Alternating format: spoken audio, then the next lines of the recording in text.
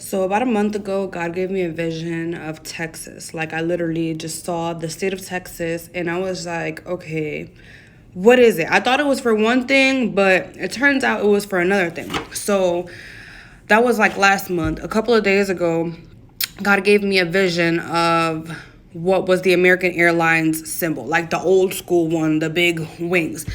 And I was like, all right, where are we going? He's like, where have I been showing you? And I'm like, Texas is the only place that I know that I kept seeing. So he's like, yeah, Texas. And I'm like, okay, we're in Texas.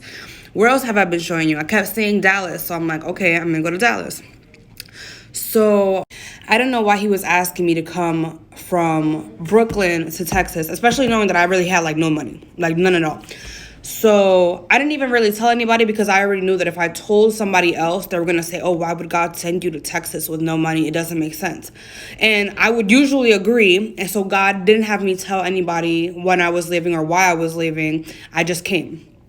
So I was fasting, and over the past couple of days, being in this place, not having any money, God was working through my abandonment and my fear of Him not providing for me, right?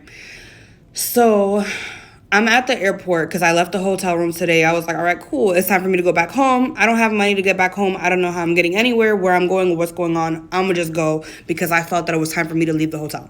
Okay, cool.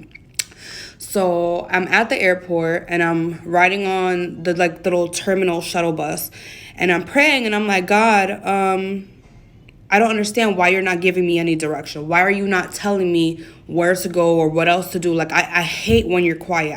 I can honestly say that I hate when he's quiet because the way my anxiety is set up and the way my fear of failure is set up, like, oh, I'm just going to say the wrong thing or I'm going to go the wrong place, and I don't want to do that. So he said to me while I was having this like internal panic attack, it's in the silence where your faith is tested and truly has a chance to grow. And I was like, okay. Now, but why would you send me here knowing I don't have any money? And he said to me, he's like, you're used to having money as a cushion when that feeling of security you get from knowing you have money for another day should be placed in me and me only. And I was like, okay, because it is really true.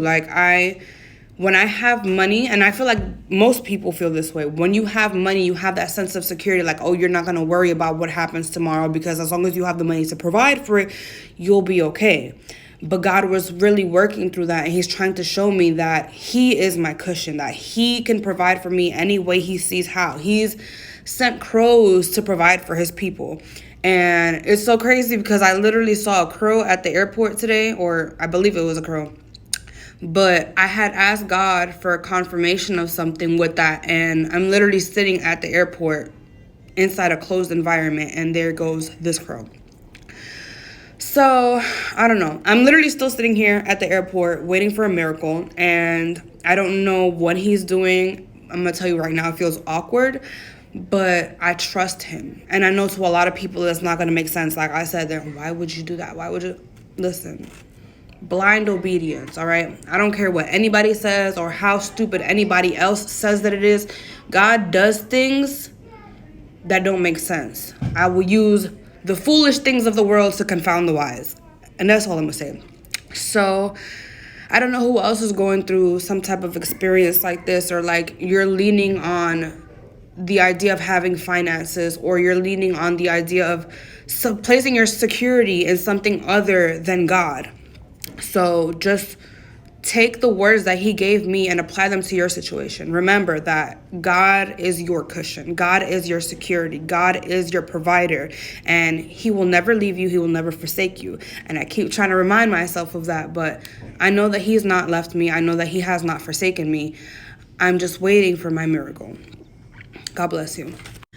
And normally I would not do this, but I feel like He's leading me to do this. And I'm just going to say this is me swallowing my pride and saying that if you feel led to sow a seed, please do so. I'm going to put my stuff here. I have Venmo, PayPal, and Zelle. So if you want to support this mission or whatever this adventure it is that God has me on, please feel free to do so. Like, I'm not asking you for anything. Just if you feel led by your heart, in your heart, or by the Holy Spirit, or whatever to do so, your generosity will be repaid to you double for your trouble. Okay, thank you.